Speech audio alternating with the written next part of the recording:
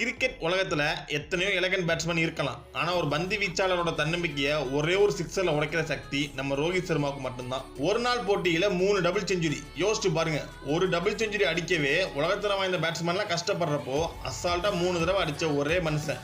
ஆரம்பத்துல தடுமாறினாலும் ஒரு ஓப்பனரா களம் இறங்கினதுக்கு அப்புறம் ரோஹித் காட்டினது வெறும் ஆட்டம் இல்ல, அது ஒரு வேட்டை.